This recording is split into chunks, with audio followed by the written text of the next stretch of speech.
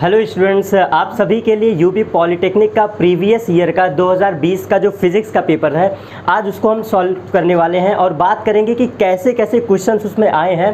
और previous year के question से आपको मैं कुछ तरीका बताऊंगा, कुछ अप्रोच बताऊंगा कि देखो यार कैसे क्वेश्चंस बनते हैं। मीन्स क्वेश्चन आपके हार्ड तो नहीं बनते हैं बट एक अप्रोच आपको क्लियर करूँगा। और प्रीवियस ईयर क्वेश्चन क्या करते हैं आखिर, वो भाई यही तो मेनटेन करते हैं ना कि कैसे क्वेश्चन आए हैं, कैसे अप्रोच करें। तो भाई उसमें मैं कुछ मोस्ट इंपॉर्टेंट एक तरीका बताऊंगा और सॉल्व करना स्टार्ट करते हैं अपने प्रीवियस ईयर क्वेश्चन को। तो जैसे कि 25 जो क्वेश्चन हमारे पिछले साल पॉलिटेक्निक में पूछे गए थे, सबसे पहला क्वेश्चन था, सबसे फर्स्ट क्वेश्चन आपसे क्या पूछा गया है कि पृथ्वी की त्रिज्या। फर्स्ट क्वेश्चन से स्टार्ट कर रहे हैं, फिजिक्स का पहला क्वेश्चन, यूपी पॉलिटेक्निक 2020 का पेपर स्टार्ट करते हैं, ठीक है।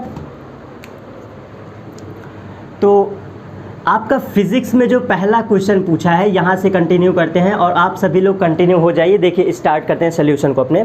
तो पहला क्वेश्चन में क्या कहा है आपसे कि ध्यान से समझिए, कोई पृथ्वी की त्रिज्या है और क्या है, द्रव्यमान है। पृथ्वी की त्रिज्या और द्रव्यमान दोनों को अगर 50% कम कर दिया जाए तो गुरुत्वीय त्वरण का मान क्या हो जाएगा। समझ में आ गया होगा क्वेश्चन। अब सोचो इसमें अप्रोच क्या लगाएंगे। मतलब उसने क्लियरली कहा है कि त्रिज्या जो है रेडियस को 50% कम कर दे, 50% कम कर दे। और क्या करना है, मास को भी हमें 50% कम कर देना है। जो मास होता है इसको भी 50% कम कर देना है। बहुत लोग इसमें बेसिक अप्रोच लगाएंगे, परसेंटेज का बिल्कुल भी रूल नहीं लगाना है, डायरेक्ट समझो। आप एक रिलेशन पढ़ते हैं, आपसे पूछा क्या है, गुरुत्वीय त्वरण, और सीधा सा रिलेशन कहता है कि Gm बराबर GR²। ये रिलेशन आप पढ़े होंगे जो कि capital G and small g में रिलेशन बताता है। बेसिक हम लोग को यही जानना है। अब देखो यहाँ से कैसे अप्रोच क्लियर करें, बिल्कुल सीधा सा रूल लगाओ। ये स्मॉल g है, ये कैपिटल G है, और डायरेक्ट क्या करना है, पहले अगर नॉर्मल g मतलब जब हम बेसिक फोर्स निकालते हैं तो F = G m1 m2 divide by r², ये फॉर्मूला लगाते हैं। एंड देन इक्वल टू, और क्या करते हैं, F = ये mg ग्रेविटी फोर्स होता है, दोनों को इक्विलेट करते हैं तो ये रिलेशन हमारा निकल के आ जाता है। तो क्यों ना हम यहाँ से डायरेक्ट अप्रोच सीखे। आपसे कहा क्या है, रेडियस 50% कम किया है ना, तो इसका मतलब क्या होता है, इस 50% कम करने का मतलब है कि एक्चुअल में रेडियस r/2 कर दिया। आपको परसेंटेज में कंफ्यूज नहीं होना था, इसने 50% कम किया मतलब वो आधा कर दिया, तो r की जगह r/2 कर दीजिए। और क्या सर करना है, मास को भी इसने 50% कम कर दिया है तो मास भी क्या हो जाएगा, m/2 हो जाएगा। परसेंटेज से बिल्कुल नहीं घबराना है। अब डायरेक्ट इसको अप्रोच लगाओ इस फॉर्मूले पर, Gm बराबर GR² होता है। तो यहाँ से कंटिन्यू करते हैं और देखो कैसे रिलेशन निकालेंगे। अगर हम कैपिटल G हमारा दोनों केस में सेम रहेगा, ठीक है ना। इनिशियल मास क्या था, m था, इज इक्वल टू ये G रहा होगा एंड बेसिक डिस्टेंस क्या है, r²। इसको मान लो इक्वेशन पर। सर कैसे जाने, देखो आपसे बाद तो मतलब जो 50% कम किया है ये बाद में किया है, तो बेसिक इक्वेशन क्या लगाएंगे, Gm बराबर GR², जहाँ पे मास m है और रेडियस r है। हाँ सर बिल्कुल सही है। अब सेकेंड इक्वेशन आप वो एग्जैक्ट इस पर रखिए जो कि कम होने पर हुआ है, तो G आपका तब भी सेम रहेगा क्योंकि 6.67 ये कांस्टेंट वैल्यू होती है, तो ये कांस्टेंट है। मास क्या हो जाएगा, m/2 कर दीजिए, ठीक है। मास मैंने क्या कर दिया, m/2। अब यहाँ पे इज इक्वल टू G आपका डैश, यही वाला तो निकालना है, G डैश, और रेडियस क्या कर देंगे, r/2 का होल स्क्वायर, ये आपको करना है। अब इस इक्वेशन से देखो कैसे रिलेशन निकालें, यहाँ से रिलेशन कैसे निकालें, इसी को अगर हम डिवाइड कर दें तो हमारा आंसर आ जाएगा। क्यों, क्योंकि G से G कैंसिल हो जाएगा, ठीक है। और ये 2 कहाँ चला आएगा, ये 2 ऊपर चला आएगा। और क्या कैंसिल आउट होगा, r² से r² कैंसिल हो जाएगा। तो यहाँ से रिलेशन हम अगर निकालना चाहें तो देखो डिवाइड मैंने बस किया है, मास m और 2 ऊपर चला आएगा तो यहाँ पे 2 हो जाएगा, इज इक्वल टू G से G गया और मास m से मास m भी कट गया। अब आगे चलते हैं, इज इक्वल टू G हमारा ये पुराना वाला था, बेसिक वाला, एंड बाद में G डैश हमें फाइंड आउट करना था। तो यहाँ पे देखो 1/2 बचा हुआ है क्योंकि रेडियस r/2 हुआ है, तो 1/2 रेडियस बचा हुआ है। तो सर क्या हो जाएगा, 1/2 का स्क्वायर 1/4, और 4 किसके पास चला आएगा, ऊपर चला आएगा। तो यहाँ पर 4 हमारा चला आएगा G के बगल में। सर कैसे हो गया, डिवाइड कर देना, इक्वेशन 1 बाई इक्वेशन 2 कर दो, ये डिवाइड कर दोगे, आंसर ये आ जाएगा। अब देखो क्या पूछा है, ये हमारा G डैश है, क्या है हमारा, G डैश है। अब यहाँ पे देखो क्या करते हैं हम, 4 हमारा ऊपर चला गया है और ये दोनों G हमारे अलग अलग बचे हुए। यहाँ का 4 ऊपर चला गया और G डैश नीचे है और स्मॉल g ऊपर है। जी हमारा जी ऊपर है और जी डैश नीचे है, तो ये हमारी इक्वेशन हो गया। अब 2 से ये 2 कैंसिल आउट हो जाएगा। सर आंसर क्या होगा, इस जी को इधर मल्टीप्लाई कर दो तो क्या हो जाएगा, जी डैश बराबर 2 टाइम्स जी, ये आपका डबल हो गया। मतलब जो आपसे पूछा था गुरुत्वीय बल वो डबल हो जाता है, ये आंसर आ गया। और ये मास मैंने गलती से लिख दिया क्योंकि ऑलरेडी ये मास कट चुका है, ठीक है, मास कट चुका है, जी कैंसिल आउट हो गया है, आर स्क्वायर सब कुछ कैंसिल आउट हो गया, ये बस गलती से मैंने लिख दिया, ठीक है। आपको दिख ही रहा है मैंने क्या इक्वेशन बनाया, GM बराबर GR²। यहाँ से मैंने क्या किया, इक्वेशन फर्स्ट माना, एंड जो हमने रिड्यूस किया था 50% कम किया था, मास हमारा m/2 हो गया और रेडियस हमारी r/2 हो गई। ये बेसिक इक्वेशन थे, यहीं से मैंने डिवाइड कर दिया और जी डैश की वैल्यू निकाल लिए, ठीक है ना। ये मत कह दीजिएगा कि सर जी और जी डैश भी कट गया, ये नहीं कटा है, ठीक है। तो ये हमारा आंसर आ गया। क्या हो जाता है, जब मास और रेडियस को आधा करते हैं तो ग्रेविटी फोर्स जो गुरुत्वीय बल होता है वो 2 टाइम्स बढ़ जाता है, ठीक है। अब नेक्स्ट क्वेश्चन पर चलते हैं। देखो नेक्स्ट क्वेश्चन क्या कहा है, 2 समानांतर तार हैं, 2 पैरेलल तार हैं जिनमें I1 I2 धारा बह रही है, और इसमें किया क्या गया है कि अगर हम धारा को डबल कर दें तो अट्रैक्शन फोर्स पूछा है। पूरे सवाल को सुन लो ध्यान से। 2 समानांतर तार हैं जिनमें प्रत्येक में एक निश्चित विद्युत धारा I जब प्रवाहित होती है तो उसमें प्रतिकर्षण बल F लगता है। यदि हम उन तारों में धारा का मान डबल कर दें तो अट्रैक्शन फोर्स या रिपल्सन फोर्स क्या हो जाएगा। सोचो कितना बेसिक अप्रोच, जिसको सिर्फ फॉर्मूला पता है, मैं पूरा फॉर्मूला नहीं लिखूंगा, सीधा आंसर का तरीका सिखाता हूं। देखो फोर्स बराबर हम लोग 2 पैरेलल वायर में क्या फॉर्मूला पढ़ते हैं, अगर 2 पैरेलल वायर में I1 I2 करंट चलती है तो फॉर्मूला कहता है F इजिकल टू, यहाँ पे कोई कांस्टेंट वैल्यू होती है, ठीक है, equal to I1 I2 into L divide by D, बीच की दूरी, ये फॉर्मूला होता है। मतलब अगर जिसको बेसिक अप्रोच भी नहीं पता है, सीधा सोचो फोर्स हमारा डायरेक्टली डिपेंडेंट है I1 इंटू I2 पे, यहीं से रिलेशन निकालो ना, क्यों हम ज़्यादा कलम और कॉपी चलाएं। तो फोर्स जब हमारा नॉर्मल है तो उस समय धारा I1 और I2 है, आपको क्लियरली दिख रहा है, ठीक। अगर वो सेम धारा है तो भी, नहीं है तो भी। तो अब समझना जरा, ये I1 I2 तो जनरल केस है जो कि कहा है सवालों में, जब I1 I2 धारा बह रही है तब के लिए फोर्स ये होगा। और दूसरा आपसे तब का फोर्स पूछा है जब धारा का मान डबल कर दें। तो आप मुझे बताओ, जब इसको डबल करोगे तो यही वाला फोर्स तो आपसे फाइंड आउट कर रहा है। अब देखो I को 2 टाइम्स कर दो, मतलब 2I1 हो गया, भाई डबल करने को कहा है, और बगल में I2 है,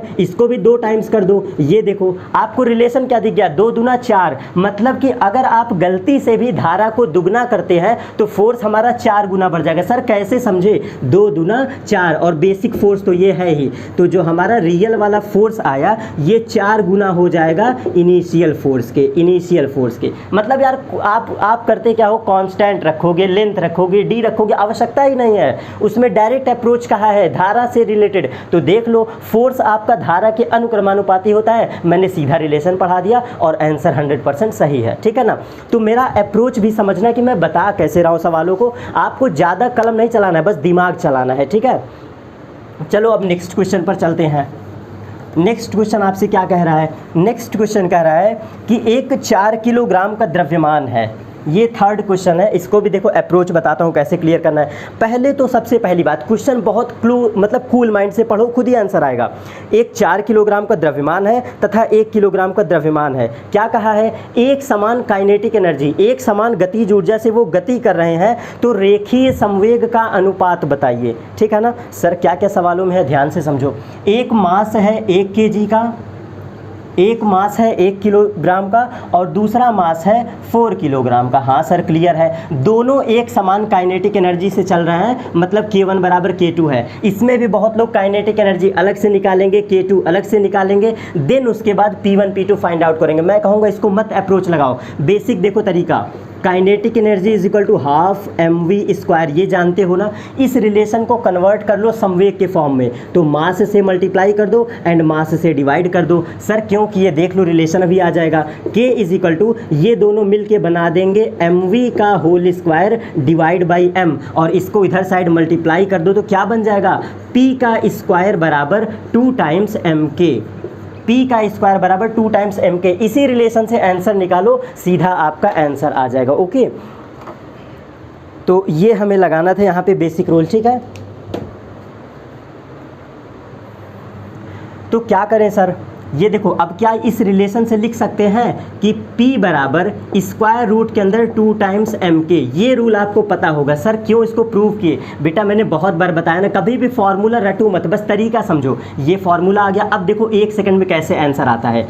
P1 अपॉन P2 आपसे पूछा था रेखीय संवेगों का अनुपात, और अब इस साइड आओ, is equal to square root के अंदर वैल्यू रखना है ना, तो देख लो 2 अपने जगह कांस्टेंट पड़ा रहेगा। पहले वाले का मास क्या था? पहले वाले का मास आपका क्या है, हम इसको मान लेते हैं m, और इसके बाद क्या करेंगे k एंड डिवाइड बाई, फिर क्या हमें करना है P2 में क्या हो जाएगा, 2 अपने जगह रहेगा, और मास क्या करेंगे, मास हमारा कितना हो गया है, मास हमारा क्या हो गया है कि इसको 4 टाइम्स कर दिया है, मतलब दोनों के काइनेटिक एनर्जी सेम है, तो एक इनिशियल m भी वही रहेगा, k भी आपका रहेगा। अब यहाँ पे देखो जब मास बदला है तो यहाँ पे बदला वाला मास क्या करो, ये रखते हैं, एंड काइनेटिक एनर्जी इसको 2 कर लेते हैं, इसको 1 करते हैं। अब जरा देखो 2 है सर, कट जाएगा बहुत आसानी से, काट दो। ठीक, जब दोनों की काइनेटिक एनर्जी सेम है तो k1 बराबर k2 है, तो ये भी तो कट जाएगा ना। अब जरा खुद बताओ आंसर कितना अच्छा दिया था। ये आपको गिवन था कि पहला वाला मास आपको 4 kg मानना था और दूसरा वाला मास 1 kg मानना था।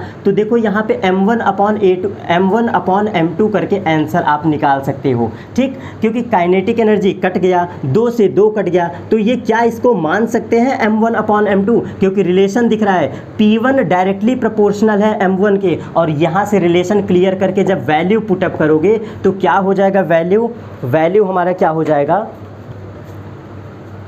m1 हमारा क्या है 1 kg है, m1 हमारा 1 है, और नीचे m2 कितना है 4 है। तो इसको स्क्वायर रूट के बाहर ले आओ, क्या हो जाएगा sir, P1 upon P2 is equal to 1/2 हो जाएगा, जहाँ से आंसर आ गया P2 बराबर 2 टाइम्स P1। सोचो कितना आंसर आसान था। सर ये क्यों बताए, बहुत लोग काइनेटिक एनर्जी पे जाते हैं, बेटा आपको इस पे नहीं जाना है। काइनेटिक एनर्जी का सीधा रिलेशन रेखीय संवेग के साथ क्या होता है ये देख लो, ये बेसिक अप्रोच था, ये फॉर्मूला था। तो P का संबंध काइनेटिक एनर्जी के साथ ये होता है, मैंने यहाँ से डायरेक्ट रिलेशन बना दिया, P1 upon P2 is equal to 2m1 k1 upon 2m2 k2। ठीक, 2 से 2 कट गया, k1 से k2 कट गया, बचा क्या सर, सिर्फ और सिर्फ m1 अपॉन m2, और सवालों में गिवन है कि m1 बराबर 1 kg रखिए और m2 बराबर 4 kg रखिए। ठीक, तो ये जैसा आपको वैल्यू रखना है मैंने रख के आंसर निकाल दिया। ठीक है, तो चलो अब नेक्स्ट क्वेश्चन पर चलते हैं। फोर्थ क्वेश्चन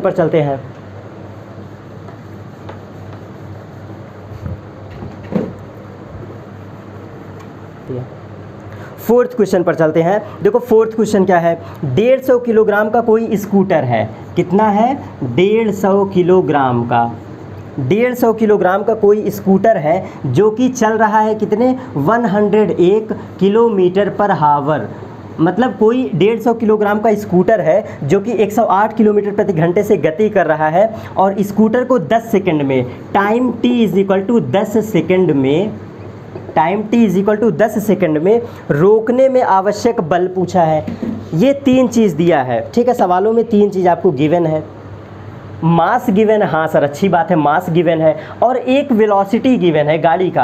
अब सोचो कैसे अप्रोच लगाएं, सोचो F बराबर ma होता है ना, यही आपको मतलब बेसिक हमें आंसर क्या ले आना है, F बराबर ma ये ले आना है। सर कैसे ले आए, मास तो आपको दिया है, बस एक्सीलरेशन की कमी है। सोचो जब ब्रेक लगाते हैं तो गाड़ी रुकती है ना, जब ब्रेक लगाएंगे तो गाड़ी रुक जाएगी। तो यहीं से हम करेंगे क्या कि हमें ये वेलोसिटी गिवन है, कौन सा फॉर्मूला लगाएं, v बराबर u प्लस at, v बराबर u plus at, final velocity आपकी 0 हो जाएगी। ठीक, क्यों सर, ब्रेक लगाएंगे तो अंततः गाड़ी रुकेगी ही, तो v बराबर 0 हो गया, और u की वेलोसिटी यहाँ पे रख दो 108, और इसके बाद प्लस नहीं होगा क्योंकि जब ब्रेक लगाते हैं तो माइनस a होता है, तो माइनस at, और t की वैल्यू 10 सेकेंड, तो ये t की वैल्यू भी यहाँ पे 10 रख दो। यहाँ से आंसर निकाल लो। कैसे सर, देखो मैं बताता हूँ कैसे, 108 इज इक्वल टू 10। ठीक है, और ये 108 किस में लिखा है, किलोमीटर पर हावर में, तो इसको 5/18 से सॉल्व कर दो। ठीक है, तो क्यों सर कन्वर्ट किए, किलोमीटर पर हावर से सेकंड में सारी वैल्यू रखना है। तो ये 10 हमारा कहाँ चला आएगा, यहाँ चला आएगा, ये हमारा 10 चला आया। तो एक्सीलरेशन की ओवरऑल वैल्यू, अब इसको कट कर दो, 5 से गया 2 बार में, 2 से गया ये 4 बार में, और इसके बाद 3, मतलब एक्सीलरेशन की वैल्यू कितनी आ गई, 3 मीटर पर सेकेंड स्क्वायर। सर कैसे सॉल्व कर लिए, देख लो, v बराबर u माइनस ए टी से, क्लियर। तो a पता है और m पता है, सीधा सीधा, यहाँ तो कलम भी नहीं चलाना है, 15 तियाँ 45 मतलब 450 न्यूटन। सर कैसे आ गया, f बराबर ma मैंने किया और आंसर हमारा आ गया, ठीक है। एक्सीलरेशन बराबर 3 निकल के आया है और मास पहले से गिवन है 150 किलोग्राम, तो 15 तियाँ 45 450 न्यूटन आंसर आ गया।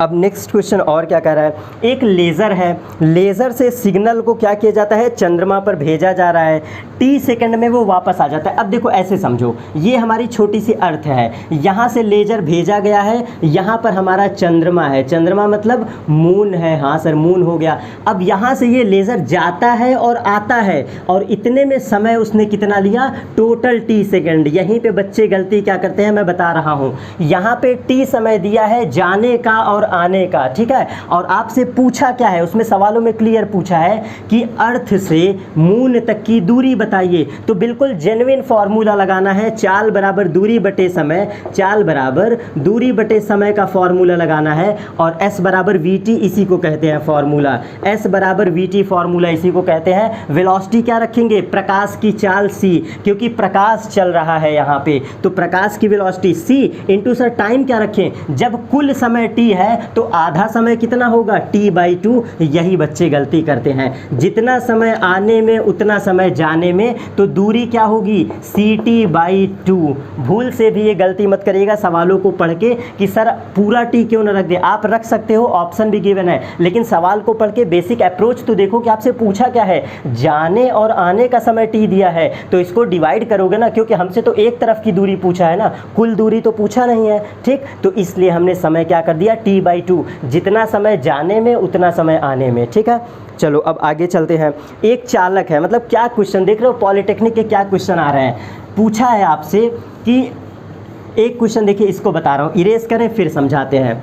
बिल्कुल डायरेक्ट फार्मूले पर, आपको फार्मूला रिमेंबर रहे तो आंसर आ जाएगा। कोई चालक है, ठीक है, चालक मतलब कोई कंडक्टिंग वायर है जिसमें 3 मिली एम्पियर की धारा बह रही है। क्या हो रहा है, 3 मिली एम्पियर, ठीक है ना। ये एम्पियर क्या है भाई, करंट दिया है आई, हाँ सर। आगे देखो 3 मिली एम्पियर की धारा बह रही है और 1 मिनट तक बह रहा है, तो time is equal to 1 minute, note कर लो। हाँ सर ये भी हो गया। अब आगे चलो, तो इलेक्ट्रॉनों की संख्या पूछा है, मतलब इलेक्ट्रॉनों की संख्या का मतलब क्या है, आपसे n पूछा है। कौन सा फॉर्मूला लगाएं, आपने पढ़ा है Q बराबर IT, ये फॉर्मूला पढ़े हैं, और Q बराबर NE, ये फॉर्मूला पढ़े हैं। दोनों को इक्वेलेट कर दीजिए, I इंटू टी बराबर n into E formula. I hope ये फॉर्मूला तो बच्चे 10 में पढ़ते हैं, यहीं पे वैल्यू पुट करिए, आंसर आ जाएगा। I की वैल्यू 3 मिली एम्पियर, तो 3 इंटू 10 की पावर -3, क्लियर। एंड टाइम कितना रखे सर, मिनट है तो सेकंड में रखो, 60 सेकंड, ओके।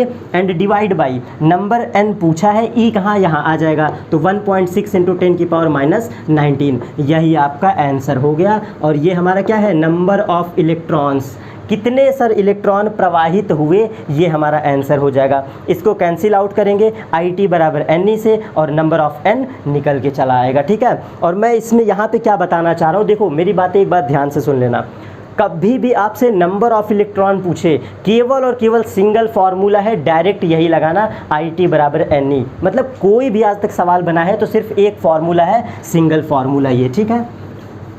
अब नेक्स्ट क्वेश्चन पे चलते हैं। नेक्स्ट क्वेश्चन क्या कह रहा है, देखो अब नेक्स्ट क्वेश्चन क्या है, एक प्रेक्षक है भाई, प्रेक्षक मतलब ऑब्जर्वर है, एक ऑब्जर्वर है जिसने क्या किया है कि प्रति मिनट उसने कितने वेव देख रहा है, वो कहीं समुद्र के तट पे खड़ा है और पर मिनट 54 वेव्स नोट करता है, पर मिनट 54 वेव्स, 54 वेव्स नोट करता है।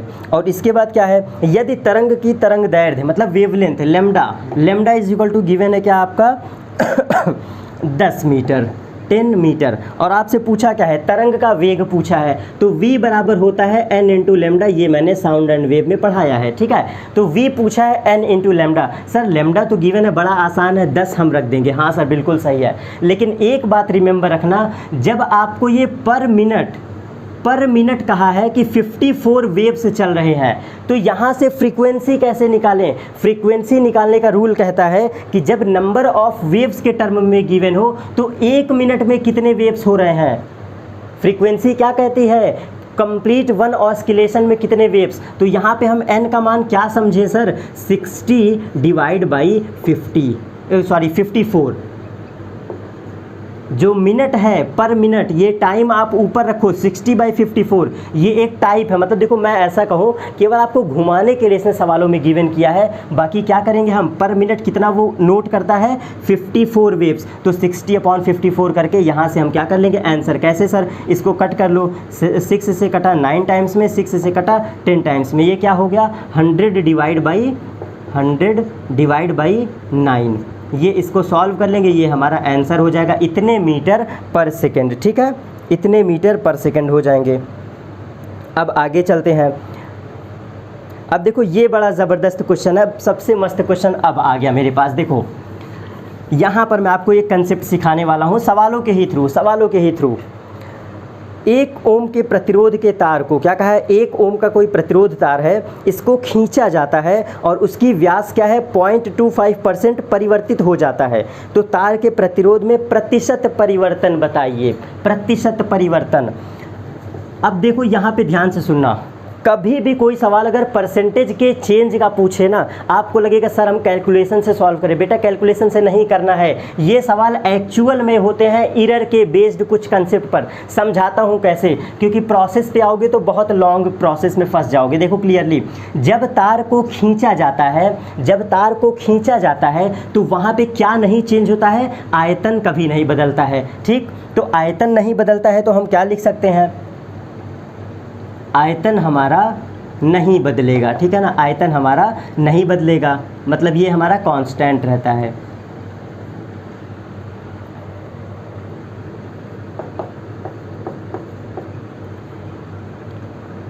V बराबर एरिया इंटू L।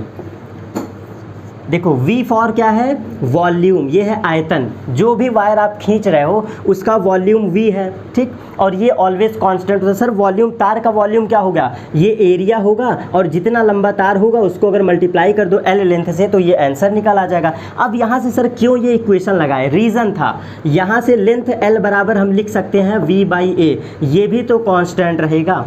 अगर आयतन कांस्टेंट है तो यहाँ से हमने L का रिलेशन निकालना। अब सुनना ध्यान से, एक बेसिक फार्मूला है जो सभी को पता होता है, R is equal to rho L/A। क्योंकि प्रतिरोध का कोई भी सवाल आए ये फार्मूला बच्चे को याद होता है। तो आपसे क्या कहा है, डायामीटर में कमी किया उसने, डायामीटर मतलब व्यास। सर कैसे अप्रोच को पकड़ें, ध्यान से सुनना, एरिया है ना, इसी एरिया में आएगा क्या, πr², मतलब एरिया से कन्वर्ट किए रेडियस में, और जब ये रेडियस का टर्म पढ़ लिए तो ये रेडियस कन्वर्ट हो जाएगा d/2 में। सोचो सवालों में क्या गजब का कंसेप्ट पूछा है। अब ध्यान से समझना, रेडियस का ये फॉर्मूला हम कन्वर्ट करेंगे πr² में, देन इस r को कन्वर्ट करेंगे d/2 में। अब रिलेशन देखो, ये जो L लेंथ ले आए हैं, क्या हम इस L को V/A लिख सकते हैं यहाँ पर। तो रेजिस्टेंस का यही फॉर्मूला जो जेन्युइन फॉर्मूला है, बच्चे गलती करके आते हैं, रो हो गया और लेंथ के स्थान पे V/A रखते हैं, तो V/A इंटू A लिख सकते हैं। अब यहाँ से हो क्या गया, रेजिस्टेंस, ये प्रतिरोध है, बहुत ध्यान से देखना, थोड़ा सा कंफ्यूजन हो सकता है क्योंकि एरिया में भी रेडियस आएगा R और ये प्रतिरोध का भी R, इसलिए मैं हिंदी में लिख दे रहा हूँ, ठीक। तो ये प्रतिरोध वाला R है, इज इक्वल टू रो को रहने दो, V को रहने दो, एरिया का स्क्वायर, बस इसी पे कंसेंट्रेट हो जाओ। R का संबंध आयतन के साथ क्या है, ये देखो, ये रिलेशन देगा ना। अब परसेंटेज का कभी भी कोई सवाल आए, सब कुछ कांस्टेंट छोड़ दो, रो को छोड़ दो, V को छोड़ दो, जितने कांस्टेंट आए सबको छोड़ दो। तो अब देखो इसको सॉल्व करने का क्या तरीका होता है, आपसे क्लियरली डायामीटर पर बेस्ड परसेंटेज पूछा है ना, व्यास में क्या परिवर्तन हुआ है। तो देखो यहाँ से कैसे अप्रोच लगाएंगे, R इज इक्वल टू रो अपने जगह पड़े रहने दो, V अपने जगह पड़े रहने दो, ये क्या है, एरिया, ये एरिया है, एरिया के स्थान पे क्या रखेंगे, पाई आर स्क्वायर। सर ये 2 बार हो गया, समझ में आ गया। अब इस रेडियस को चेंज कर दो किस टाइम्स में, अब चेंज कर दो डायमीटर के फॉर्म में, तो 2 बार हुआ है ना, ध्यान से देखो, एरिया 2 बार है ना, तो पाई आर स्क्वायर 1 बार होगा और पाई आर स्क्वायर 1 बार होगा, तो कितना हो गया, 2 बार हो गया पाई आर स्क्वायर। समझ में आ गया सारी बातें। Pi R square and pi R square 2 बार लिखोगे ना, क्योंकि एरिया अल्टरनेट 2 बार आया है। अब इस एरिया के स्थान पे जब d/2 करोगे तो क्या बन जाएगा relation, r is equal to rho को जाने दो, v को जाने दो, पाई को जाने दो, पाई को भी जाने दो, रेडियस के स्थान पे अब क्या करेंगे, d square into D square divide by 4। Sir कैसे ये हो गया, यहाँ पे आएगा 2 दूना 4 और यहाँ पे आएगा r/2 का दूना 4। क्या ये बात समझ पा रहे हैं, मैं सीधा रिलेशन बस निकाल रहा हूँ रेडियस के साथ, तो रेडियस का ये संबंध था, डायमीटर के साथ ये संबंध हो गया। अब देखो ये d की पावर कितनी बन गई, d की पावर 4 बन गया। r इज इक्वल टू, जो r का संबंध हम लोग ये निकाल रहे थे, ये d की पावर 4 बन गया, 1/d की पावर 4। क्या सही है, देख लो, एरिया में ही रेडियस आएगा, रेडियस में ही डायमीटर आएगा, तो ये व्युत्क्रमानुपाती संबंध होगा ना, क्योंकि जितने कांस्टेंट है, परसेंटेज के सवाल में सीधा सीधा छोड़ दिया करो, तो मैंने सारे कांस्टेंट छोड़ दिए, ये आंसर कभी नहीं बिगाड़ेंगे। अब यहाँ से सीधा रूल लगा दो, delta r/r is equal to, इसको क्या लिख सकते थे, 1/d की पावर 4 को लिख सकते थे, d की पावर -4, और इसको चेंज फॉर्म में जब आप परसेंटेज एरर का फॉर्मूला पढ़ते हैं तो डेल्टा d/d इंटू 100 लिख सकते हैं, और ये -4 नीचे उतर आएगा, तो ये रहा हमारा -4, और यही तो आपको गिवन है सवालों में 0.25%। ठीक, यही आपका आंसर हो जाएगा, कितना, 1%। जो आपने इतना मेहनत किया, ध्यान से समझना, आंसर तो मैंने लिया, लेकिन बेटा मैं आंसर नहीं बताना चाह रहा हूँ, अप्रोच समझना, ये मेरे लिए बहुत मोस्ट इंपॉर्टेंट कंसेप्ट है। आप बेवजह दिमाग लगाते रो में, एल में, समथिंग में, सब छोड़ दो।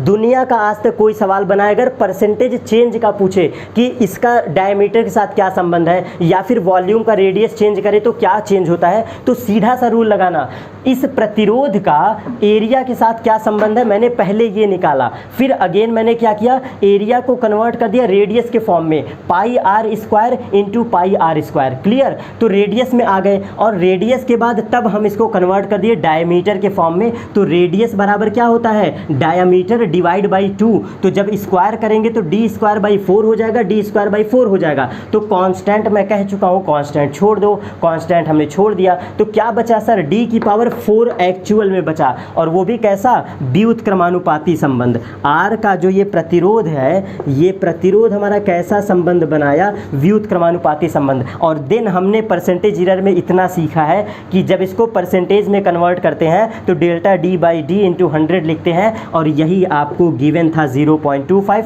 मल्टीप्लाई कर दो, ये आंसर था। समय बचाने के लिए बेसिक अप्रोच लगाओ, जो कि सवालों में आए हैं, बिल्कुल सवाल ऐसे। ठीक है, अब नेक्स्ट क्वेश्चन पर चलते हैं।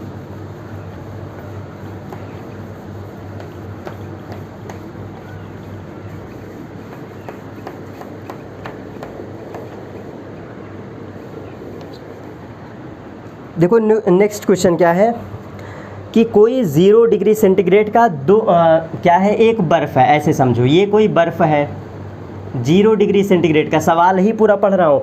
0 डिग्री सेंटीग्रेड की बर्फ़ है जो कि 2 किलोग्राम की है, मतलब इस बर्फ़ का मास दे दिया है। और क्या है, इसको 20 डिग्री सेंटीग्रेड मतलब गर्म पानी है, 20 डिग्री सेंटीग्रेड के वाटर के साथ, जो कि 8 kg है, इस वाटर का मास क्या है, 8 kg है, इसके साथ मिश्रित किया जाता है, मतलब आपस में दोनों मिला दिया जाता है। तो पूछा है कि मिश्रण का ताप बताइए, मिक्सचर का टेम्परेचर, कौन सा कंसेप्ट, अगर थोड़ा सा पढ़े होगे तो ये थर्मोडायनेमिक का कंसेप्ट है। और यहाँ पे रूल लगता है कि दी गई ऊष्मा बराबर ली गई ऊष्मा, तो कैसे लगाएंगे सर, अब समझना।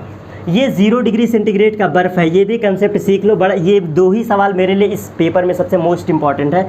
होगा क्या, सबसे पहले होगा क्या, 20 डिग्री सेंटीग्रेड का गर्म पानी है और बर्फ़ है, तो जब आप 20 डिग्री सेंटीग्रेड का पानी डालेंगे तो बेसिक आपको पता है कि हमेशा हीट ट्रांसफ़र होती है hot body to cold body, गर्म से ठंडे की ओर। तो यहाँ पे है और ये बर्फ़ है, तो हीट देगा कौन, दी गई ऊष्मा बराबर ली गई ऊष्मा, यही रूल लगाते हैं। तो ऊष्मा भाई देगा कौन, ये देगा मिक्सचर को, इसका टेम्परेचर पहले जाएगा पानी में, तो ये एक टेम्परेचर ये हो गया, और मिक्सचर का हम सोल्यूशन मान लेते हैं कि ये T डिग्री सेंटीग्रेड है, जो सोल्यूशन है ये T डिग्री सेंटीग्रेड है, इसको माना मतलब मान लो। तो इक्वेशन लगाते हैं कैसे, m into C into delta theta, delta theta sir कैसे ट्रांसफ़र करेगा, तो 20 minus T, theta 1 minus theta 2, mass किसका रखोगे, देखो 20 ग्राम का जो मतलब ये जो 20 डिग्री सेंटीग्रेड वाला टेम्परेचर है वो ट्रांसफ़र करेगा,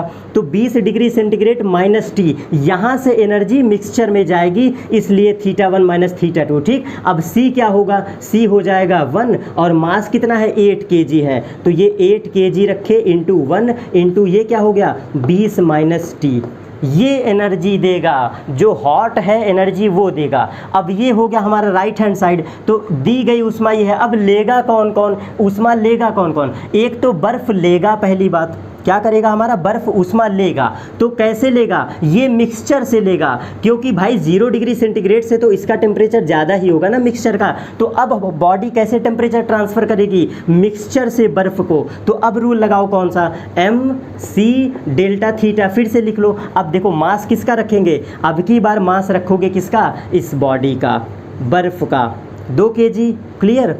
और इसका मास क्या है, एक वो C की वैल्यू कितनी होती है 1 होती है। अब डेल्टा थीटा कैसे सर रखें, तो अब रखोगे आप T माइनस 0 डिग्री सेंटीग्रेड, क्योंकि मिक्सचर से बर्फ़ को मिलेगा, मिक्सचर से बर्फ़ ये लेगा ऊष्मा, और कौन देगा, इसी मिक्सचर में अगर आप पढ़े होंगे तो लैटेंट हीट होती है, गुप्त ऊष्मा, छुपी हुई ऊष्मा, तो ये बर्फ़ भी तो ऊष्मा देगा, तो वो हीट लगेगा Q बराबर ml, Q बराबर ml, मास क्या रखेंगे, यही 2 kg, और इसकी लैटेंट हीट क्या होती है, इसकी लैटेंट हीट 80 होती है, बर्फ़ की लैटेंट हीट क्या होती है 80 होती है, गलन की गुप्त ऊष्मा 80 होती है। सारी वैल्यू मैंने रख दिया, सॉर्ट आउट कर लो इसको। तो इधर से सॉल्व करते हैं, 8 एक कम 8 और 20 माइनस टी, मतलब इसको क्या करेंगे 20 दूना 160, देखो अच्छे से लिख देते हैं 8 इंटू 20 माइनस टी, ये हो गया इज इक्वल टू, इक्वल में अब ये वाला पोर्शन सॉल्व कर लो 2, और इसके बाद यहाँ पे 2 और टी बचेगा ना, देख लो 2 एंड T माइनस 0 का T बचेगा, और प्लस ये क्या है सर 80 दूना 160, ये 160, ये इक्वेशन बचा, इज इक्वल टू, इधर पे आ जाओ इक्वल टू। अब इसको सॉल्व कर लेते हैं, तो 20 और ये कितना हो जाएगा 20 इंटू 8, ये भी हो जाएगा 160, और इसके बगल में क्या बचेगा माइनस ऑफ 8T, लिख सकते हैं 160 से 160 चला गया, और दोनों को जोड़ दो, माइनस 8T एंड प्लस का 2T, कितना हो जाएगा ये हो जाएगा आपका 10T is equal to 0, T is equal to 0 degree centigrade. यही आपका आंसर निकल के आ गया। और यहाँ पे मैं बेसिक कंसेप्ट क्या सिखाना चाह रहा था, बस ये अप्रोच समझना था आपको कि भाई हीट ट्रांसफ़र कौन कौन करेगा और एब्जॉर्ब कौन कौन करेगा। भाई ऐसे समझो, एक बर्फ़ था एक गर्म पानी था, दोनों को मिला दिए तो कैसे थीटा 1 माइनस थीटा 2 करें, वो ऐसे समझना। बॉडी ट्रांसफ़र करती है दी गई ऊष्मा बराबर ली गई ऊष्मा, तो पहले जो ज़्यादा गर्म होगा पहले ये ट्रांसफ़र करेगा, इसलिए हमने 20 माइनस टी किया ओवरऑल एनर्जी Q बराबर MC डेल्टा थीटा से। और इसके बाद कौन कौन ऊष्मा लेगा, कौन ऊष्मा लेगा, भाई जिसका टेम्परेचर लो होगा वही तो लेगा, जो भूखा होता है खाने की आवश्यकता उसी को तो होती है, तो इसका टेम्परेचर 0 है इसका टेम्परेचर 0 है, इसलिए ये एब्जॉर्ब करेगा, और मिक्सचर भी कुछ ना कुछ तो लेगा, वही मैंने लगा दिया है। तो 2 लोग लेने वाले थे, 1 लोग देने वाले थे, देने वाला बंदा ये था और लेने वाले ये 2 लोग थे, तो 2 गुणे 1 और T माइनस 0, मिक्सचर से बर्फ़ ने लिया इसलिए T माइनस 0, और गुप्त ऊष्मा ml बर्फ़ का होता है, तो सिर्फ और सिर्फ बर्फ़ के लिए मैंने गलन की गुप्त ऊष्मा लगाया, इसलिए Q बराबर ml। यहाँ पे तो कोई कन्फ्यूज़न होना ही नहीं चाहिए, मास बराबर 2 kg और लैटेंट हीट बराबर 80, ठीक है। तो ये जो 2 ज़बरदस्त क्वेश्चन मेरे लिए अच्छे थे, एक ये वाला अप्रोच और एक इससे पहले रेजिस्टेंस वाला, बाकी जितने क्वेश्चन पूछे हैं बिल्कुल सिंपल हैं। अब चलते हैं नेक्स्ट क्वेश्चन पर, अब चलते हैं नेक्स्ट क्वेश्चन पर।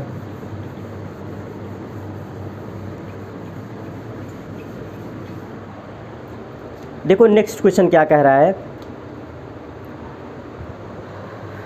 एक उत्तल दर्पण है, एक उत्तल दर्पण है जिसकी फोकस दूरी f है, उत्तल दर्पण है, फोकस दूरी गिवन है, मतलब प्लस f रखेंगे, फॉर्मूले में साइन कन्वेंशन कर लो पहले से। और वस्तु का प्रतिबिंब वस्तु के आकार का 1/nवां बनता है, ठीक है ना। तो वस्तु की दर्पण से दूरी u पूछा है आपसे, ओवरऑल u पूछा है, और सिर्फ फोकस दूरी गिवन है। और क्या गिवन है, जो प्रतिबिंब की आकृति है ना, प्रतिबिंब की आकृति जो बन रही है वो वस्तु के आकृति का 1/nवां है। सर इसका मतलब क्या है, अगर ऑब्जेक्ट ओ रहा होगा, अगर ऑब्जेक्ट ओ रहा होगा तो जो इमेज है ना वो 1/nवां है, 1/nवां है किसका, ऑब्जेक्ट का। अब इसको रख के आंसर निकाल लो, 1/nवां। देखो कैसे अप्रोच समझेंगे, m बराबर v/u is equal to i/o, ये फॉर्मूला पढ़े हैं ना रेखीय आवर्धन का।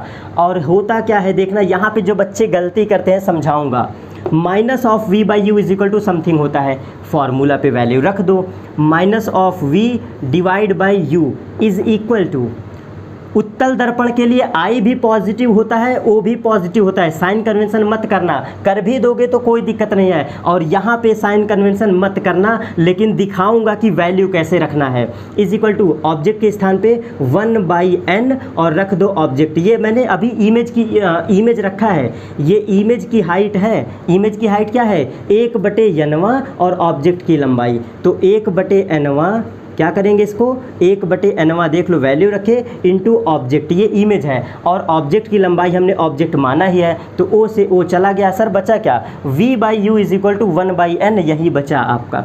तो यहाँ से लिख क्या सकते हैं, माइनस v इंटू n बराबर u इंटू 1, और यहाँ से v की वैल्यू निकाल लो, तो v बराबर u/n लिख सकते हैं, और वो भी विद माइनस साइन। अब जरा यहाँ पे अप्रोच समझना जो कि आंसर के गलती का कारण बनेगा। एक ऑप्शन आपके लिए गलत वहाँ पर बिल्कुल पकाया रखा हुआ है और आप गलती करके चले आओगे, बिल्कुल श्योर है, क्योंकि इतना हम सोचते नहीं ना है, इतना हम सोचते नहीं हैं।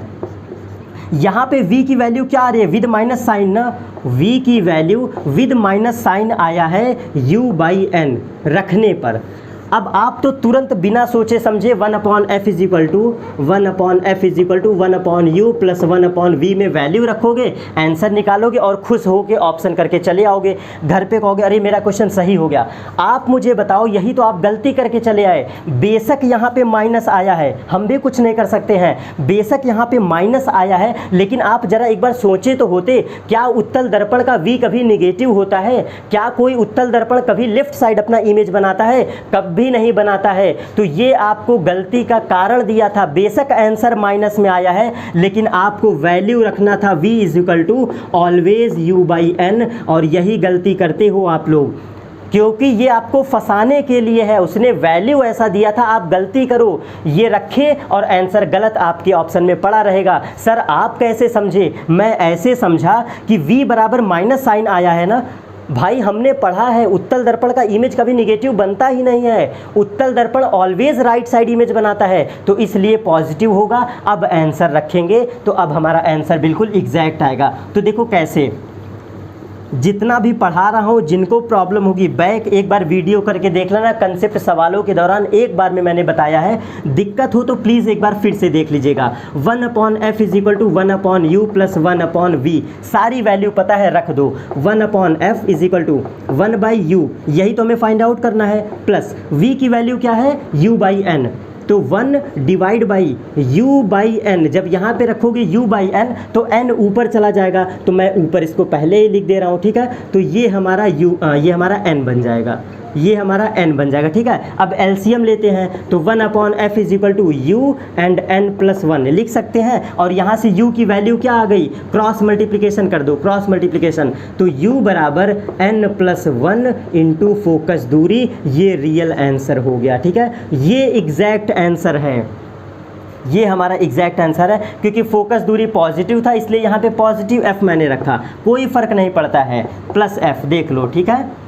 तो कहाँ पे कन्फ्यूज़न था, ये हमारा कन्फ्यूज़न पॉइंट था, स्टार पॉइंट था, इसलिए मैंने इसको नोट कर दिया, ठीक है। ये बात रिमेंबर रखिएगा। अब नेक्स्ट क्वेश्चन पर चलते हैं, नेक्स्ट क्वेश्चन पर चलते हैं। देखो इसको मैं हिंट कर दे रहा हूँ, 200 ग्राम पानी का ताप, क्या कहा है 2000 लिखा हुआ है, 2000 ग्राम पानी का ताप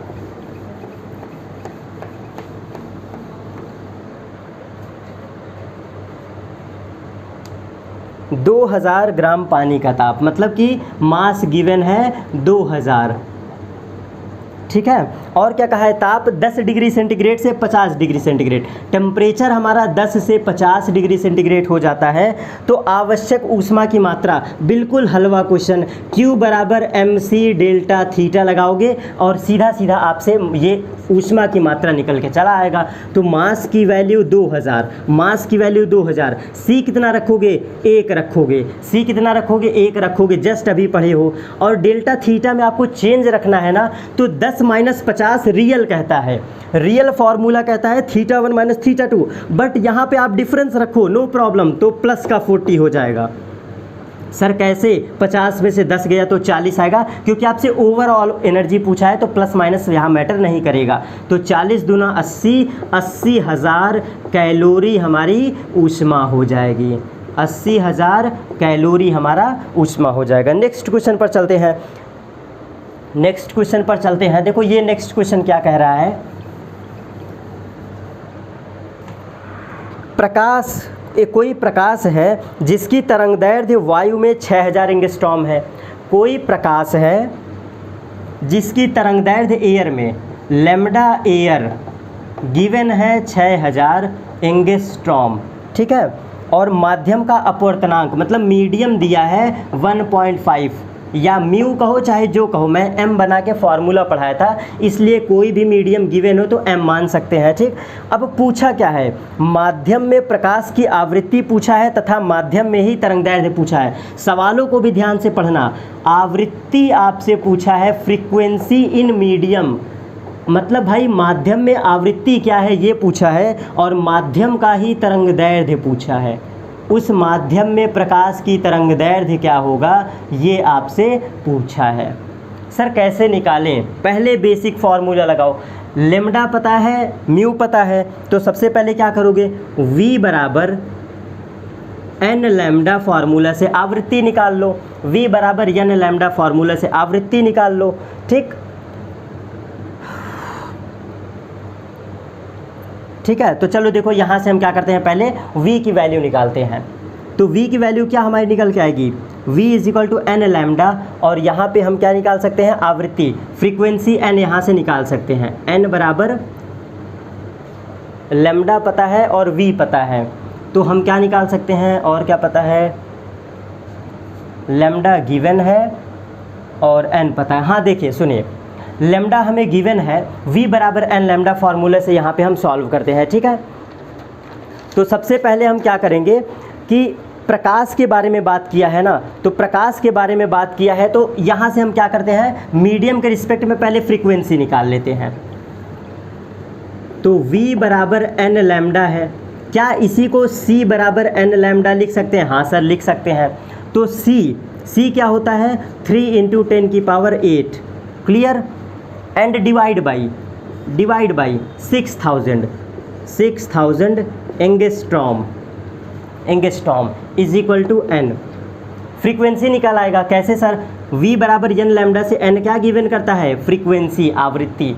तो ये क्या हो गया, एंगस्ट्रॉम है, इसको कन्वर्ट कर दो, एंगस्ट्रॉम को कन्वर्ट कर दो 10⁻⁻10 मीटर में, बड़ा अच्छी बात है। अब देखो ये 0 0 0, 3 0 से 3 0 कट गया, और क्या बचेगा, 1/2, ये हो गया हमारा 0.5 इंटू 10 की पावर कितना बचेगा, 3 से ये गया 7 और 8 7 15, 10 की घात 15, ठीक। और इसको क्या लिख सकते हैं, 5 × 10 की पावर 14, ये हम लिख सकते हैं फ्रीक्वेंसी की वैल्यू, क्लियर।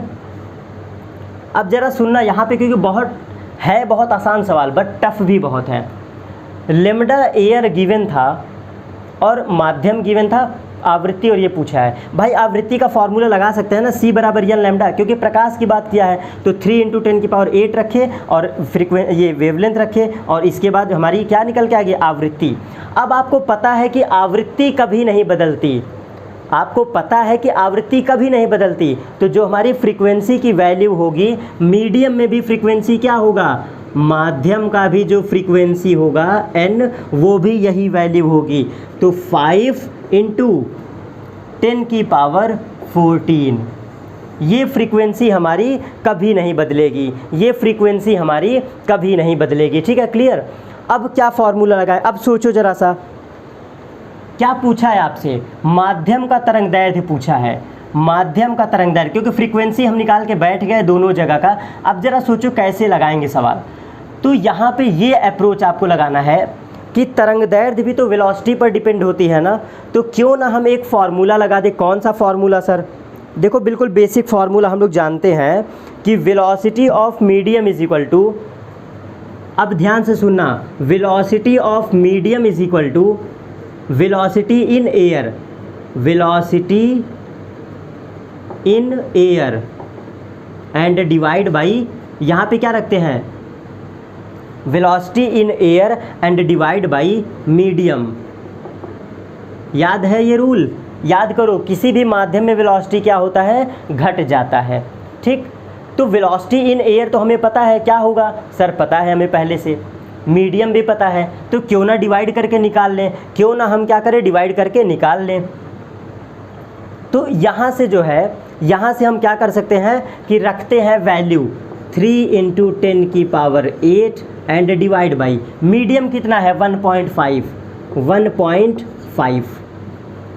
तो हमें वेलोसिटी ऑफ मीडियम भी पता चल गया, कितना आया, 1.5 से कटेगा 2 बार में, तो 2 गुणे 10 की घात 8 मीटर पर सेकेंड।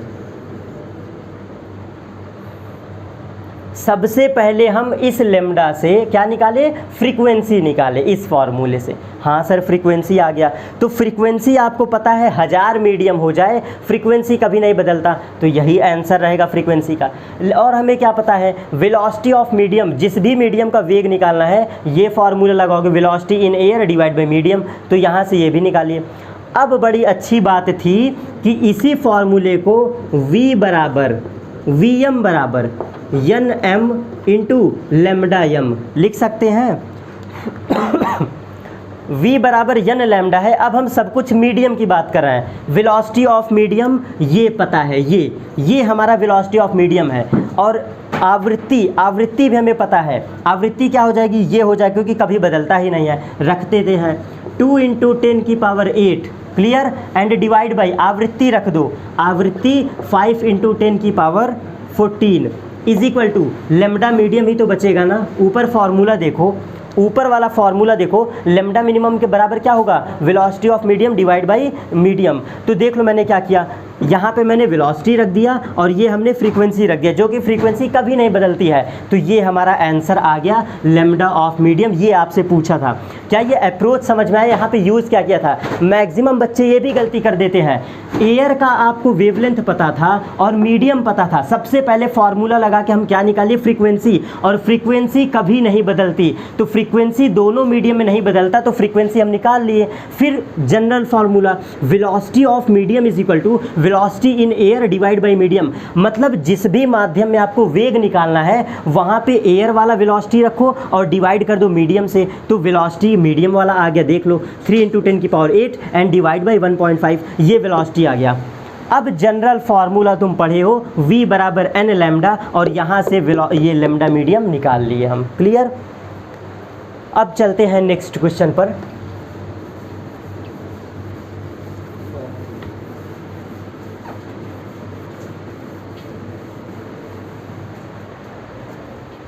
देखो नेक्स्ट क्वेश्चन क्या कह रहा है कि एक छोटा सा चित्र बना हुआ है, ठीक है, फिगर बना हुआ है और तुल्य प्रतिरोध आपसे पूछा है।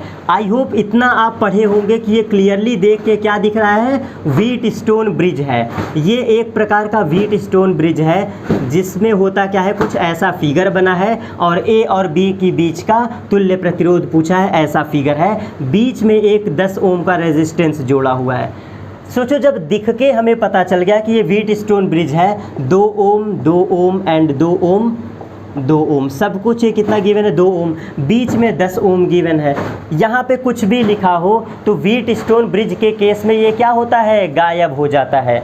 व्हीटस्टोन ब्रिज के केस में ये गायब हो जाता है। अब ज़रा ये फिगर देखो क्या दिख रहा है, ये दोनों हैं श्रेणी क्रम में, सीरीज़ में, ये दोनों हैं सीरीज़ में, तो इन दोनों को पहले जोड़ लो और इन दोनों को जोड़ लो, फिर पैरेलल जोड़ दो, यही आंसर था। व्हीटस्टोन ब्रिज में क्या होता है, P बाई क्यू ऑलवेज बराबर होता है R बाई एस के। मैंने बिना देखे डायरेक्ट बोल दिया, तो P बाई क्यू देखो रेशियो सेम है, R बाई एस का रेशियो सेम है, मतलब ये 100% श्योर व्हीटस्टोन ब्रिज है। तो अब ये बीच वाला गायब हो जाता है व्हीटस्टोन ब्रिज में। अब जोड़ दो तो ऊपर वाले के लिए R बराबर क्या होगा, R1 प्लस R2। सर कैसे, सीरीज़ में सीधा सीधा जुड़ जाता है, तो 2 + 2 बराबर 4 ओम। उसी तरह से नीचे भी जुड़ जाएगा, R बराबर 2 + 2 ओम बराबर 4 ओम।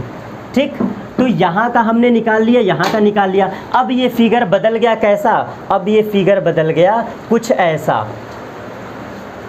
अब ये फिगर बदल गया ऐसा, तो ये हो गया 4 ओम और ये हो गया 4 ओम। अब ये समानांतर क्रम है, पैरेलल ऑर्डर है, और पैरेलल ऑर्डर का 1/r = 1/r1 + 1/r2। फटाक से आंसर निकालो, 1/4 + 1/4 डिवाइड बाई 4, 1 + 1 = 4/2 = r।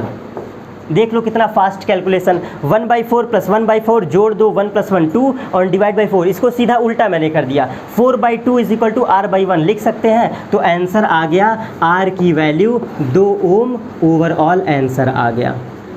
ये हमारा तुल्य प्रतिरोध था, ये हमारा तुल्य प्रतिरोध था, तो ये मैंने निकाल के आंसर निकाल लिया। अब चलते हैं नेक्स्ट क्वेश्चन पर, अब चलते हैं नेक्स्ट क्वेश्चन पर। ठीक, देखो आ गए खतरनाक क्वेश्चन पे, बड़ा ज़बरदस्त क्वेश्चन है।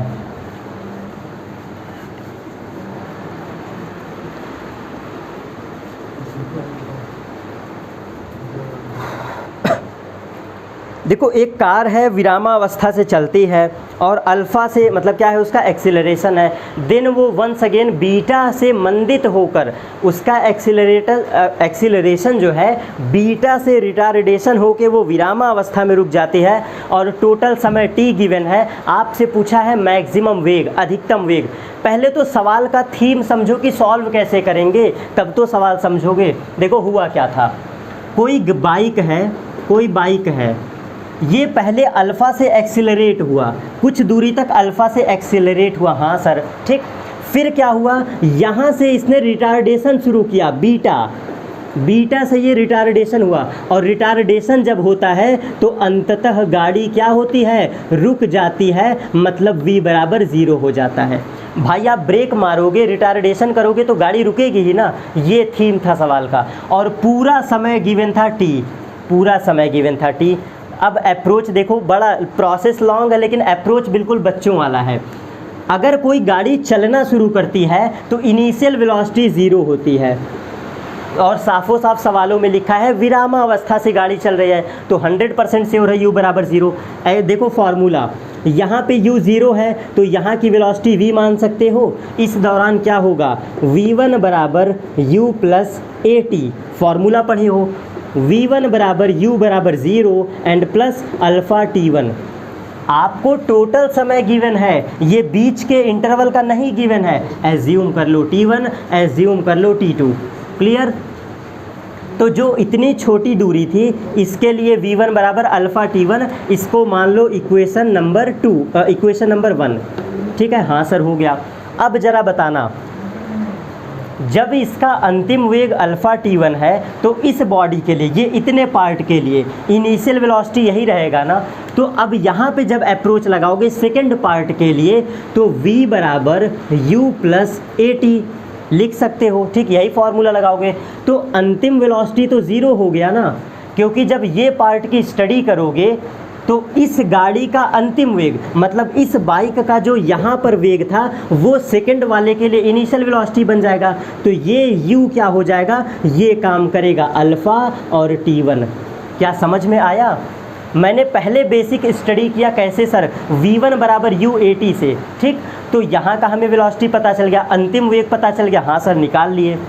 अब जब सेकंड पार्ट की स्टडी करने चले तो इसके लिए जो अंतिम वेग था इस वाले पार्ट के लिए प्रारंभिक वेग बन गया, तो u बराबर ये हो गया और v भाई 0 है, क्योंकि इस पार्ट के स्टडी में लिखा है कि अंततः बाइक रुक जाती है, रिटार्डेशन मोशन होता है, तो अंततः गाड़ी रुक गई तो v बराबर 0 और माइनस ऑफ बीटा t2। क्या समझ में आया? माइनस सिंबल क्यों?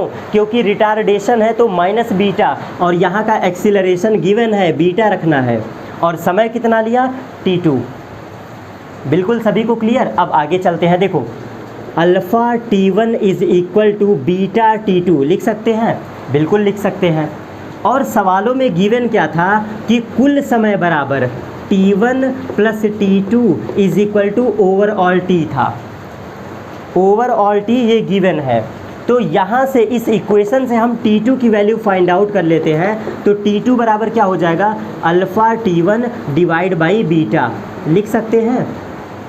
यहाँ से समय t2 बराबर ये लिख सकते हैं इज इक्वल टू, अब यही वैल्यू आप यहाँ पे सब्सटीट्यूट कर दो तो t1 प्लस t2 की वैल्यू यहाँ से आएगा alpha t1 divide by beta, clear है, और इज इक्वल टू t।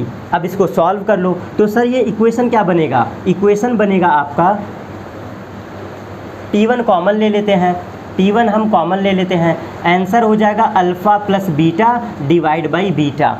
देख लो, एलसीएम लोगे, मल्टीप्लाई करोगे, कॉमन लोगे, मैंने डायरेक्ट कर दिया, यहाँ से t1 कॉमन लिए, 1 प्लस अल्फ़ा बाई बीटा का योग ये होता है, ठीक। तो इज़ इक्वल टू t आ गया।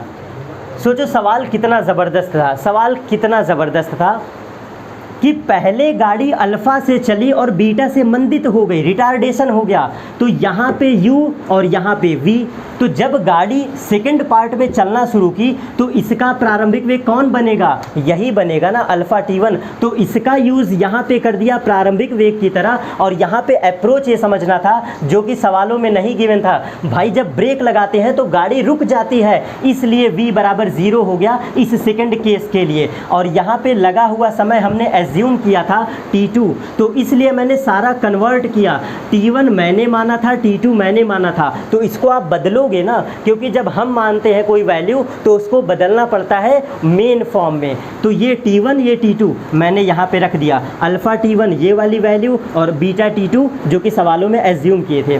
तो ये हमारा सवालों में गिवन था कि कुल समय बराबर t1 प्लस t2 बराबर ओवरऑल t है, और आपके सवालों का आंसर ले आने के लिए मतलब जो ऑप्शन है बिल्कुल सटीक बैठे। यहाँ पे कुछ लोग गलती भी कर देंगे, यहाँ से t1 की वैल्यू निकालोगे, सही वो भी है, बिल्कुल 100% सही है, बट ऑप्शन आपका मैच नहीं खाएगा। तो होगा क्या? यहाँ से t2 की वैल्यू निकाल के जब यहाँ पे सब्सटीट्यूट करोगे, जब यहाँ पे सब्सटीट्यूट करोगे तो अब लास्ट आंसर आपका आने वाला है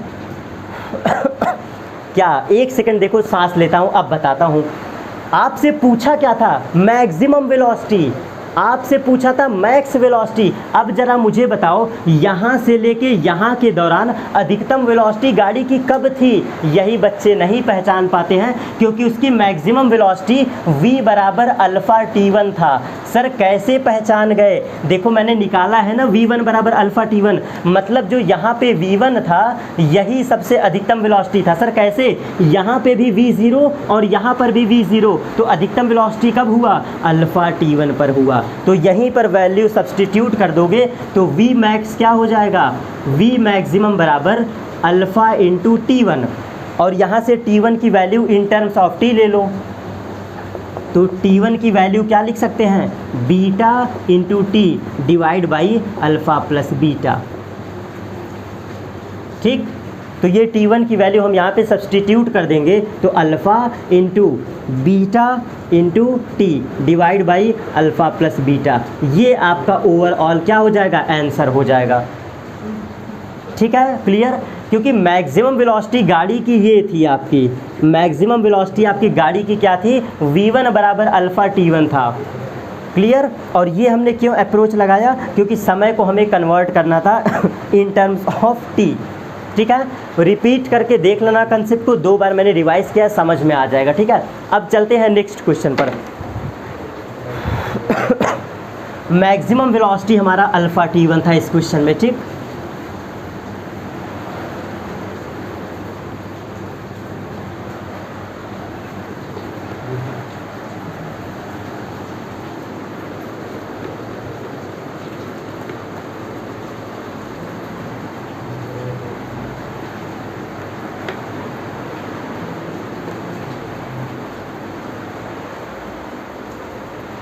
अब चलते हैं नेक्स्ट क्वेश्चन पर। नेक्स्ट क्वेश्चन क्या कह रहा है आपका कि कोई लैंप है, एक लैंप है जिस पर 60 वाट और 220 वोल्ट अंकित है, और जब इसे 220 वोल्ट पर चलाया जाता है तो इसकी ऊर्जा की खपत दर पूछा है।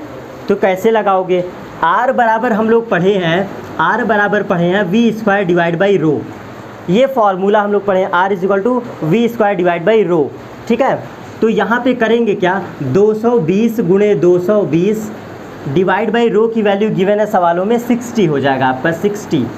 ठीक है, सवालों में सब कुछ गिवन है। ठीक, प्रतिरोध गिवन है, और सॉरी रो कहते हैं, रो हमारा डेंसिटी होता है, गिवन है।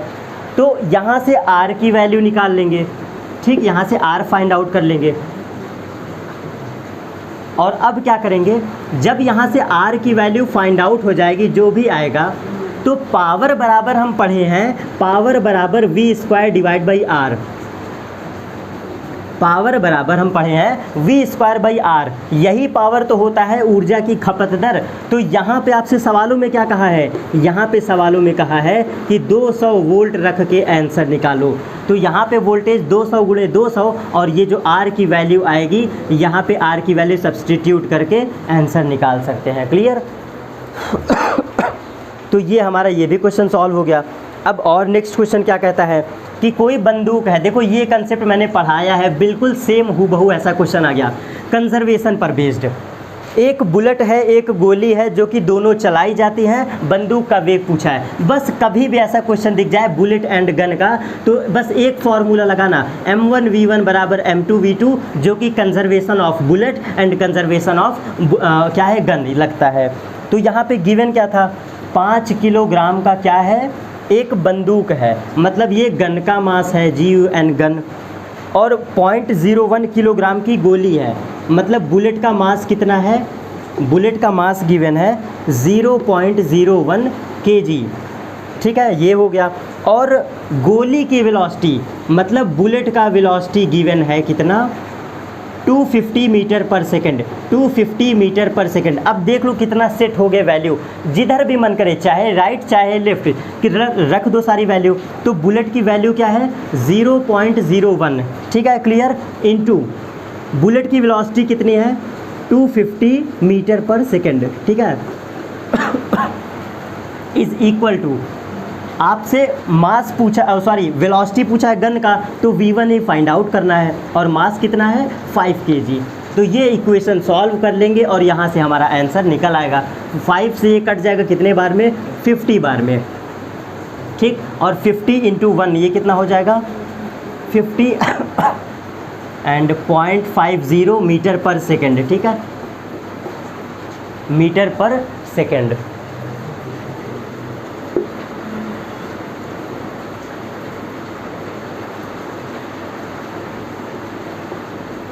बुलेट और गन का कोई भी क्वेश्चन आपको दिख जाए, बस लॉ ऑफ कंजर्वेशन लगा देना, m1v1 बराबर m2v2, वैल्यू रख के कोई एक अननोन होगा, फाइंड आउट कर सकते हो। ठीक है, अब और नेक्स्ट क्वेश्चन क्या आपके लिए है, कोई एक सरल क्या है, लोलक है, कोई एक सरल लोलक है। मतलब देखो क्या क्वेश्चन पूछ रहा है कि एक लोलक है, इसका मास बढ़ाया जाता है, अगर द्रव्यमान दोगुना कर दें, इस मास को दोगुना कर दें, तो आवर्तकाल क्या होगा। कोई भी फिज़िक्स का टीचर होगा तो वो कहता है कि जो आवर्तकाल का t होता है वो 2πL/g पर डिपेंड करता है। मतलब फिज़िक्स में अगर आप थोड़ा सा भी पढ़ते हैं तो डायरेक्ट कहता है कि लोलक मास पर डिपेंड ही नहीं करता है, जो लोलक होता है वो मास पर डिपेंडेंट होता ही नहीं। फॉर्मूला देख लो, एक लेंथ पर गिवन होता है, एक जी पर, तो यहाँ पे मास डबल कर रहा है ना, इसका मतलब आवर्तकाल आप कितना भी मास बढ़ा दो ये चेंज नहीं होगा, मतलब वैल्यू क्या रहेगी, एक समान बनी रहेगी। ठीक, चलते हैं नेक्स्ट क्वेश्चन पर। तो नेक्स्ट क्वेश्चन हमारा क्या कहता है कि कोई एक हवाई जहाज़ है, कोई एक हवाई जहाज़ है जो कि 400 मीटर किधर चलता है, उत्तर में चलता है, 400 मीटर उत्तर चलता है। देन इसके बाद ये क्या करता है कि 300 मीटर पश्चिम चलता है, ये हमारा पश्चिम हो जाएगा, और 300 मीटर ये पश्चिम चलता है। और देन आफ्टर इसके बाद 1200 मीटर ऊर्ध्वाधर चलता है। तो ये ऊर्ध्वाधर हमारा हो जाएगा कितना, 1200 मीटर। ठीक है, तो इसको कैसे लगाओगे, पहले ये उत्तर चला है फिर पश्चिम चला है, तो पहले आप ये डिस्प्लेसमेंट निकाल लो, ये वाली डिस्प्लेसमेंट कैसे होगा, तो इसका आंसर हो जाएगा 300 का होल स्क्वायर एंड प्लस 400 का होल स्क्वायर, वो भी स्क्वायर रूट के अंदर। ठीक है, तो ये हमारा डिस्प्लेसमेंट निकल के आ जाएगा। तो इसका आंसर क्या हो जाएगा, 3 त्रिक का 9 जो कि 900 एंड प्लस 4 चौक 1600, ये हो जाएगा। और 16 9 कितना हो जाएगा, 2500 हो जाएगा। और 2500 का जब ये बाहर निकलेगा स्क्वायर रूट से तो क्या बन जाएगा, ये 50 मीटर हो जाएगा। 50 मीटर मतलब ये डिस्टेंस कितना हो गया आपका, 50 मीटर।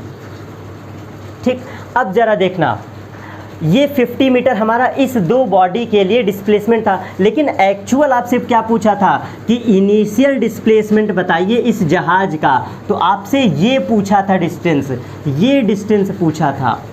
तो अब ये डिस्टेंस जब आपको निकालना है तो हाइट पता है और ये डिस्प्लेसमेंट पता है, तो इसकी सहायता से ये निकाल लेंगे। तो अब क्या करेंगे, 1200 का होल स्क्वायर एंड प्लस इसका स्क्वायर रूट क्या हो जाएगा, 50 का होल स्क्वायर, और ये हमारा क्या हो जाएगा, मेन आंसर हो जाएगा। तो 12 बरहियम 144 00 एंड प्लस यहाँ 50 5 5 25 एंड 00। ठीक है, तो ये क्या हो जाएगा आंसर। अब देखना, ये ओवरऑल हमारा क्या हो गया, स्क्वायर रूट हम यहाँ पे फाइंड आउट कर लेंगे। अब जो इसका आंसर आ जाएगा यही हमारा मेनली आंसर, इसको सॉल्व आउट कर लेंगे। अब चलते हैं नेक्स्ट क्वेश्चन पर। नेक्स्ट क्वेश्चन में हम क्या करेंगे, बिल्कुल बेसिक क्वेश्चन पूछा है कि कोई एक बॉडी है, क्या करता है, उस पर 4 न्यूटन का फोर्स लगता है। एक बॉडी है जिस पर 4 न्यूटन का फोर्स लग रहा है और मास है उसका 40 kg। एक बॉडी है, नेक्स्ट क्वेश्चन क्या है हमारा, कि एक बॉडी है जिस पर 4 न्यूटन का बल लगता है, 4 न्यूटन का बल, और 40 किलोग्राम मास है। किसी बॉडी का मास कितना है, 40 kg। ठीक, मास पता है, फोर्स पता है, तो सबसे पहला काम क्या कर दो कि एक्सीलरेशन निकाल लो। कैसे, F पता है, M पता है, तो A = F/m से एक्सीलरेशन निकाल लेते हैं। तो फोर्स है 4 डिवाइड बाई 40, आंसर क्या हो जाएगा 1/10। तो 1/10 को क्या लिख सकते हैं, 0.1। ठीक, एक्सीलरेशन आ गया। अब आगे सुनना सवाल को, कि एक 4 न्यूटन का क्या है, बल लगता है किसी ब्लॉक पर, और वो बॉडी क्या करती है, 2 मीटर तक क्या होती है, डिस्प्लेस कर जाती है, मतलब 2 मीटर तक विस्थापित हो जाती है। तो इस दौरान कितना काइनेटिक एनर्जी एब्जॉर्ब किया बॉडी ने, या क्या गतिज ऊर्जा थी, ये पूछा है आपसे। तो जब किसी बॉडी पर फोर्स लगा था तब तक वो मूव में रहेगा, मतलब मूवेबल पोजीशन में रहेगा। जब तक हम बल लगाएंगे तब तक उस पर वो क्या करता रहेगा, चलता रहेगा। तो ऐसा एज्यूम कर लो, या तो वो शुरू में 0 होगा या तो अंत में 0 होगा। ठीक, हम एज्यूम कर लेते हैं भाई शुरू में ही वो 0 रहा होगा, क्योंकि जब बल लग रहा है तो उसकी वेलोसिटी लगातार बढ़ती रहेगी। तो ऐसा कौन सा इक्वेशन लगाएं जिससे हमारा रिलेशन कैसा बने, वेलोसिटी हमें पता है, ठीक, वेलोसिटी हमें पता है, और ये डिस्प्लेसमेंट गिवन है कि 2 मीटर बॉडी डिस्प्लेस कर चुकी है। तो एक ही रिलेशन है जो कि बताता है v² = u² + 2a × s। आखिर इसका यूज़ हम क्यों कर रहे हैं, भाई आपके मन में आएगा ना कि सर क्यों यूज़ कर रहे हैं। तो काइनेटिक एनर्जी में रूल लगता है ½ mv², तो बिना वेलोसिटी निकाले तो काइनेटिक एनर्जी नहीं निकाल सकते ना। तो इसलिए v² = u² + 2as फार्मूला से क्या करेंगे, u², एक वेलोसिटी 0 हो जाएगी, और v² की वैल्यू कैसे कैसे निकाल लोगे, v² = 2 गिवन है सवालों में, एक्सीलरेशन की वैल्यू निकाल लिए हैं 0.1, इंटू डिस्प्लेसमेंट कितना है, 2 मीटर बॉडी डिस्प्लेस हुई है जब तक फोर्स लगा है, तो ये 2 मीटर हो जाएगा, ये हो जाएगा 2 मीटर। तो आंसर क्या हो गया, 2 दूना 4, v² की वैल्यू 0.4 मीटर पर सेकेंड। तो ये हमारा v² आ गया। अब काइनेटिक एनर्जी आपसे पूछा है, तो काइनेटिक एनर्जी होती है ½ mv², और यहाँ पे वैल्यू सब्सटीट्यूट कर दो, तो ½ इंटू मास की वैल्यू क्या है, मास की वैल्यू है 40, इंटू वेलोसिटी का स्क्वायर कितना है 0.4, तो ये देख लो 2 से कटेगा 20 बार में, और 20 चौक 80 मतलब 80 लिख दिए, तो 8 हमारा क्या आ गया जूल। 8 जूल हमारी एनर्जी हो गई। ठीक, काइनेटिक एनर्जी कितना आ गया, 8 जूल आ गया। तो इस क्वेश्चन में क्या करना था, फोर्स की सहायता से और मास की सहायता से सबसे पहले हमने एक्सीलरेशन निकाला, और एक्सीलरेशन पता चल गया तो सवालों में डिस्प्लेसमेंट गिवन था, 2 मीटर बॉडी डिस्प्लेस की है, तो इसकी सहायता से कौन इक्वेशन लगाए, v बराबर यू स्क्वायर प्लस 2as, ये वाला फार्मूला। और यहाँ पे रखने के बाद जैसे हमें v स्क्वायर पता चल गया, हाफ mv स्क्वायर लगा के काइनेटिक एनर्जी निकाल लिए। अब नेक्स्ट क्वेश्चन क्या कहता है, देखो समझना, ये क्वेश्चन बड़ा जनरल फार्मूला है।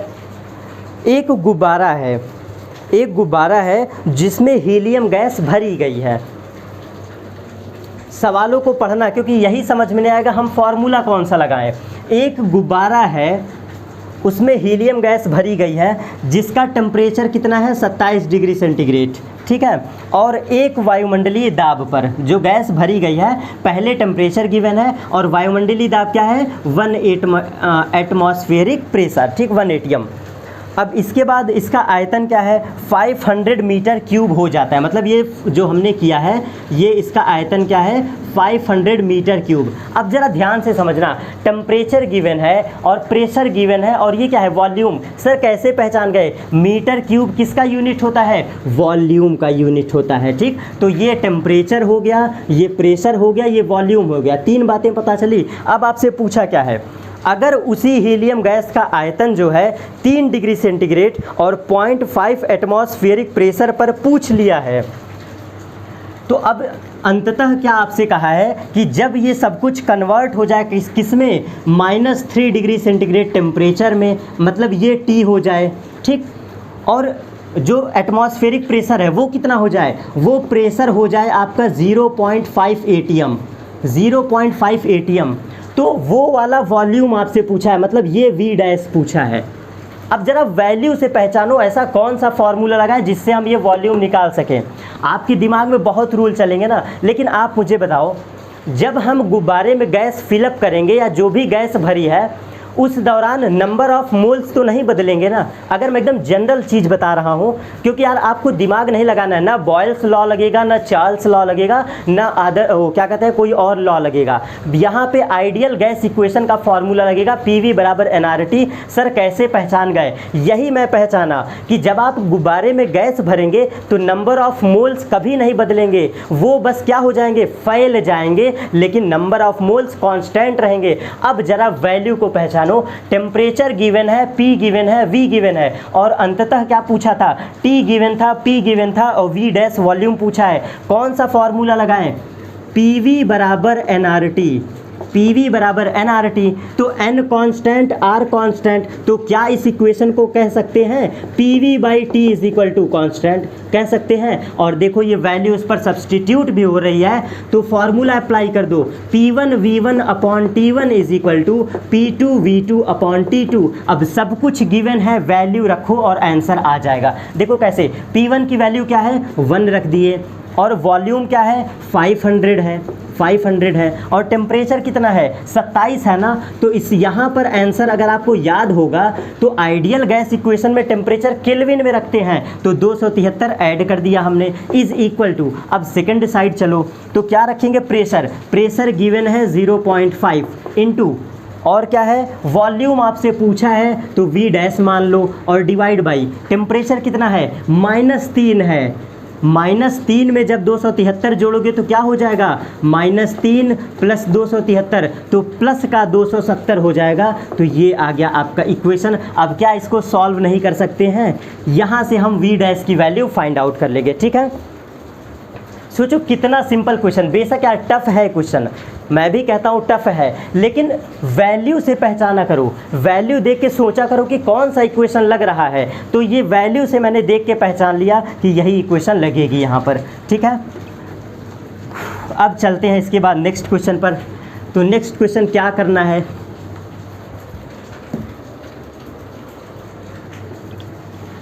देखो ये क्वेश्चन बेस है हमारा, विद्युत वाहक बल पूछा है, इलेक्ट्रोमोटिव फोर्स, और ये मैग्नेट का टॉपिक है, बिल्कुल सिंपल क्वेश्चन। और क्वेश्चन को रीड करता हूँ, क्या कहा है, कि एक कुंडली है, किसी क्षण कोई कुंडली है जिसका क्या है 8 इंटू 10 की पावर 4, 8 इंटू 10 की पावर -4 और वेबर लिख दिया है, ये वेबर लिख दिया है। कोई कुंडली है किसी क्षण इतना क्या है वेबर का फ्लक्स उत्पन्न करती है, ठीक है, मतलब उत्पन्न करती है, और कुछ समय बाद समथिंग टाइम लेता है, मान लेते हैं डेल्टा टी, और ये कितना गिवन है 0.2 सेकेंड, मतलब 2 सेकेंड बाद क्या हो जाता है, इसका जो फ्लक्स है वो बदल के हो जाता है 4 इंटू 10 की पावर -4। कोई कुंडली थी, इनिशियल फ्लक्स ये था और फाइनल फ्लक्स ये हो जाता है समथिंग वेबर में। अगर बिल्कुल बेसिक अप्रोच लगाना चाहो तो मुझे कुछ भी ना पता हो सर कैसे लगाएं आंसर, विद्युत वाहक बल आपसे पूछा है, वेबर किसका मात्रक होता है, वेबर के साथ साथ लिखा है चुंबकीय फ्लक्स, वेबर किसका मात्रक होता है, चुंबकीय फ्लक्स का। तो अगर इलेक्ट्रोमोटिव फोर्स का बिल्कुल पहला फॉर्मूला आप पढ़ते हैं तो विद्युत वाहक बल का फॉर्मूला ही कहता है delta phi divide by delta T. विद्युत वाहक बल की परिभाषा क्या होती है, फ्लक्स में परिवर्तन की दर, फ्लक्स में परिवर्तन की दर को क्या कहते हैं, विद्युत वाहक बल। तो देख लो क्या फ्लक्स परिवर्तन हुआ है, 8 से 4 हो गया है ना, तो परिवर्तन कैसे निकालोगे, 8 इंटू 10 की घात -4 गुणे 4 गुणे 10 की घात -4, और बीच में कैसा सिंबल, माइनस का सिंबल। किसी में भी चेंज कैसे निकालते हैं, फाइनल माइनस इनिशियल, ठीक, तो हमने ये कर दिया, और डिवाइड बाई समय कितना लिया, ये फ्लक्स बदलने में टाइम कितना लिया, टाइम इंटरवल 0.2 सेकेंड, तो ये आंसर क्या हो जाएगा 0.2 सेकेंड। तो इसको सॉल्व कर लेते हैं, 4 इंटू 10 की पावर -4 एंड डिवाइड बाई 0.2, तो आंसर क्या हो जाएगा आपका, ये हो जाएगा 2 इंटू 10 की पावर -4, और यहाँ से 0.1 ऊपर चला जाएगा तो ये ओवरऑल हो जाएगा 2 इंटू 10 की पावर -3। अब जरा समझना, हमें यहाँ पे फ्लक्स में चेंज ही तो रखना है, आपसे ये तो कहा नहीं था कि मुझे चिन्ह के साथ बताओ या फिर डायरेक्शन बताओ। तो यहाँ पे फ्लक्स चेंज हमारे लिए फ़ायदा क्या है, बड़े में से छोटा क्वांटिटी घटाएंगे प्लस में आंसर आए, इसलिए मैंने जानबूझ के बड़े में से छोटा घटाया। रियल मेथड क्या कहता है, रियल मेथड तो ये फाइनल था, रियल मेथड अगर डायरेक्शन की बात करता तो हम फाइनल ये रखते और इनिशियल ये रखते, रियल मेथड तो ये है। बट जब सवालों में नहीं कहा है, हमारे पास फ्रीडम है, तो मैं आज़ादी अपना लूँगा। कैसे, बड़े में से छोटा घटाएंगे, चेंज इन फ्लक्स ऊपर रख दो और कितना समय लगा है नीचे रख दो, आंसर आ जाएगा, ठीक है। तो ये हमारा ओवरऑल आंसर हो गया। क्लियर, मैंने कुछ भी नहीं किया, डेल्टा फाई निकाला और समय से उसको भाग दे दिया, ठीक है। और इसी को कहते हैं विद्युत वाहक बल, इस ई को ही कहते हैं विद्युत वाहक बल, ठीक है। यही आपसे पूछा था। अब नेक्स्ट क्वेश्चन पर चलते हैं। नेक्स्ट क्वेश्चन आपसे क्या कहा है,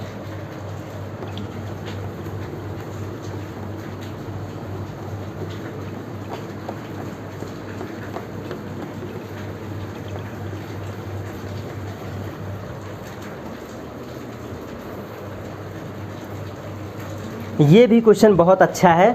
ये थर्ड क्वेश्चन है जिसको मैं कहूँगा कि ये बेस्ट क्वेश्चन है। अब देखो यहाँ से क्या अप्रोच, यहाँ पे भी बहुत लंबा प्रोसेस लगेगा, बट आपको समझाऊँगा सॉल्व कैसे करना है। एक ही मतलब कोई पदार्थ है, एक ऐसा गोला है और एक ऐसा गोला है, इसकी रेडियस है r और इस बड़े वाले की रेडियस है 2r, इसकी रेडियस है 2r। ये एक ही पदार्थ से मिल के बने हैं जिनकी रेडियस r और 2r है, और पूछा क्या है कि इनके बीच जो लगने वाला आकर्षण बल है, जो अट्रैक्शन फोर्स है, वो क्या करेगा कि उसका मान किसके समानुपाती है, इस अट्रैक्शन फोर्स का मान किसके समानुपाती है। कौन सा रूल लगाओगे, सिर्फ और सिर्फ त्रिज्या गिवन है, इसके अलावा कुछ नहीं गिवन है। तो यहाँ पे हम यूज़ करेंगे ग्रेविटेशनल का formula, F is equal to G(m1m2) divide by r²। पहले तो ये सुन लो कि जो गलती करते हैं उसका जवाब सुन लो। पहले गलती जान लो कि आप जल्दी जल्दी में गलती कहाँ करोगे। आपको दिख जाएगा बड़े आसान में। क्या करोगे, बीच की दूरी r, बीच की दूरी 2r और फोर्स हमारा सीधा अनुक्रमानुपाती होता है बीच की दूरी के वर्ग के। और आप भी बहुत आसानी से क्या करोगे भाई, 2 मास है, 2r प्लस 1r कितना हो गया, 3r कुल बीच की दूरी हो गई। भाई अगर मास है तो बीच की दूरी ही तो रखते हैं ना फॉर्मूले में, तो 2r प्लस 1r 3r हो गया, और इसका स्क्वायर करोगे तो क्या बनेगा, 9r स्क्वायर बनेगा। आप आंसर करके चले आओगे कि ये r स्क्वायर के व्युत्क्रमानुपाती है। और एक ऑप्शन उसमें गिवन है आपके बुक में कि r की पावर -2 के मतलब अनुक्रमानुपाती है, आप मार्क करोगे और गलती करके चले आओगे। ठीक है, ये आप गलती करके चले आओगे, मैक्सिमम लोग कर देंगे। तो कैसे यहाँ पे अप्रोच लगाएं सही वाला, आपने जल्दी जल्दी में ये नहीं सोचा कि मास में भी आता है रेडियस। मास बराबर हम क्या पढ़ते हैं, 4/3 पाई r क्यूब इंटू डेंसिटी। जब यहाँ पे डेंसिटी नहीं गिवन है, सिर्फ और सिर्फ रेडियस गिवन है, तो हमको एज्यूम करना पड़ेगा ना कि m1 में भी ये रख सकते हैं और m2 में भी क्या रखेंगे, इसके लिए 4/3 पाई 2r का होल क्यूब इंटू डेंसिटी।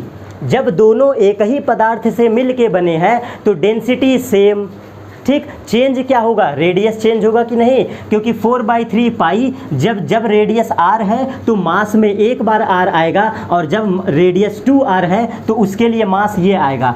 तो आपको सब कुछ एज्यूम करके सॉल्व करना था। तो अब ज़रा एग्जैक्ट आंसर देखना, जो कि आपका एग्जैक्ट आंसर है। ये थीम आप नहीं सोच पाओगे, लेकिन आपको सवालों में ये सोचना पड़ेगा। अगर ये इतना छोटा सा क्वेश्चन पूछता तो वो आपसे पूछता ही क्यों इतना छोटा क्वेश्चन, क्योंकि फॉर्मूला ही कहता है r स्क्वायर के अनुक्रमानुपाती। तो रिमेंबर क्या रखना था, सिर्फ और सिर्फ रेडियस गिवन था। तो आप समझो ये वाला जो पहला मास था, मतलब r वाले रेडियस के लिए, ये भी डिपेंडेंट किस पर है, 4/3 पाई r क्यूब के, मतलब r क्यूब यहाँ पे आ रहा है इंटू डेंसिटी कर लो, क्योंकि डेंसिटी का आवश्यकता नहीं है। ठीक, तो ये r क्यूब के अनुक्रमानुपाती हो गया।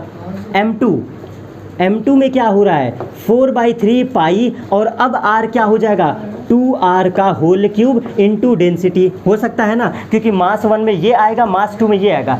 अब जरा बताना, F = G m1 m2 divide by r square, और बीच की दूरी क्या हो जाएगी, 3r होगा ना, 2r प्लस 1r। तो ओवरऑल आंसर यहाँ पे क्या हो जाएगा, 9r स्क्वायर।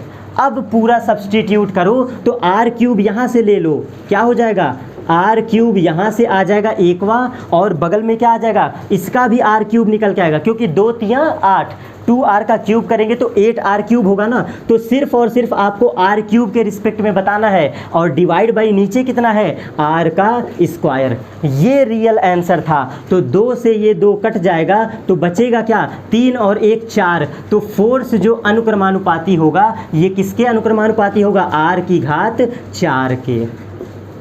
ये एग्जैक्ट आंसर था। कहोगे सर ये 4/3 पाई क्यों नहीं लिए, जरा खुद सोचो, 4/3 दोनों जगह कांस्टेंट होता, क्या ज़रूरत है देखने का।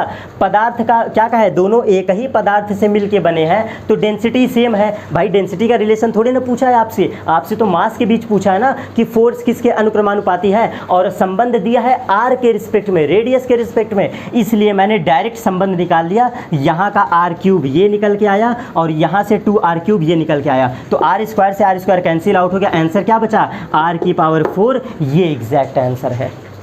ठीक, अब चलते हैं नेक्स्ट क्वेश्चन पर।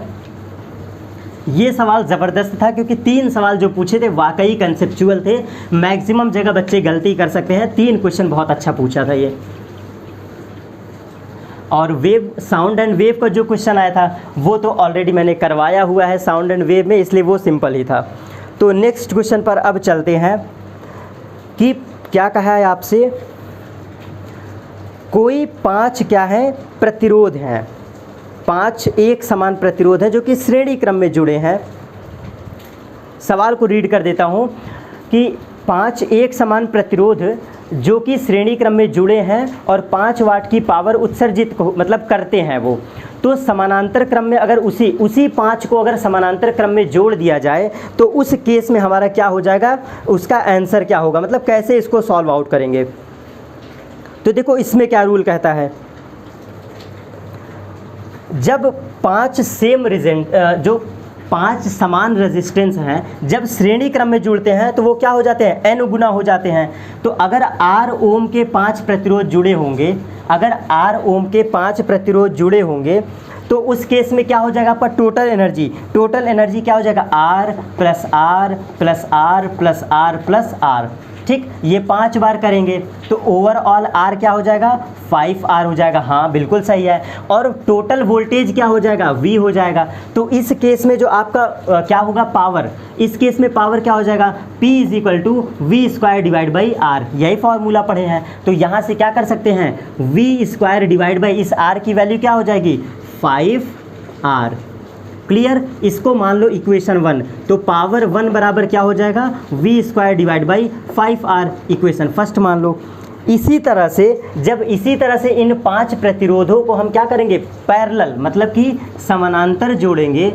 तो समानांतर में क्या होगा 1/r plus 1/r plus 1/r। तो आंसर क्या हो जाएगा R/5 ही आएगा ना, मैं डायरेक्ट कर दे रहा हूँ। तो जो R इक्विवेलेंट आएगा, R इक्विवेलेंट क्या आ जाएगा तो 1/5 ओवरऑल क्या हो जाएगा ये R/5 हो जाएगा, क्योंकि पैरेलल में क्या होता है चीज़ें घट जाती हैं। तो ये 5 बार जुड़ा है तो ये हो गया। और वोल्टेज क्या हो जाएगा, वोल्टेज आपका वही V रहेगा। तो यहाँ से पावर क्या निकल के आया, यहाँ से पावर P2 बराबर क्या हो जाएगा V square divide by R equivalent. तो यहाँ से क्या करोगे V स्क्वायर, और जब R इक्विवेलेंट रखोगे तो R नीचे और 5 ऊपर, ये हो गया 5 ऊपर। अब आप यहाँ से कंपैरिजन कर लो कि पावर P2 बराबर क्या है, यहाँ से आंसर क्या आ गया 5V square and divide by R, ये इक्वेशन 2। बस आप डिवाइड कर दो P1 बाई P2, जो रिलेशन है ऑटोमेटिकली आपका आंसर निकल के चला आएगा। ठीक है, तो यहाँ पे सोचो समझना क्या था। बहुत लोग इसको छोड़ इसलिए देंगे सिर्फ डर के वजह से कि 5 प्रतिरोध कैसे जोड़ दिया, 5 प्रतिरोध कैसे समानांतर क्रम में जोड़ दिया। अरे सिंपल पढ़ाई पढ़े हो, 5 ही था ना, 5 जोड़ दिए, इक्विवेलेंट निकाले, वोल्टेज निकाले, पावर 1 निकालिए। उसी तरह से समानांतर में जोड़े, वोल्टेज निकाले और टोटल पावर निकाले, डिवाइड कर दिए, आंसर आ गया। तो ये बेसिक बिल्कुल रूल था।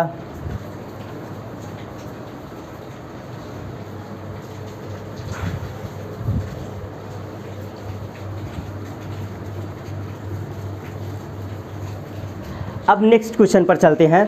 तो नेक्स्ट क्वेश्चन आपका क्या कह रहा है,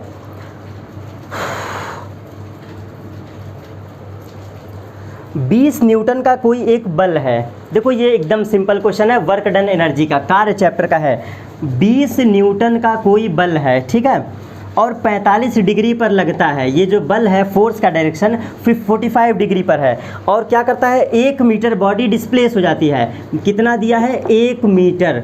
तो ये क्या हो गया, ये डिस्प्लेसमेंट हो गया d, ये एंगल हो गया थीटा, और ये फोर्स हो गया F। तो वर्क बराबर क्या पढ़ते थे, वर्क बराबर Fs cos थीटा पढ़ते थे हम लोग।